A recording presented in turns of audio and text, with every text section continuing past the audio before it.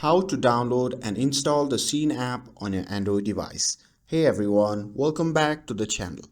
In today's video, I'll show you how to download or install the Shein app on your Android device. So if you love shopping for stylish and affordable fashion, this app is a must-have.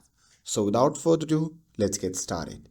So first thing first, open the Google Play Store, and once you have opened it, simply tap on the search icon shown in the bottom right corner of the screen. And once you are in the search section, simply tap on the search bar and search for Shein app. And at the search bar, you can see the Shein app ad here.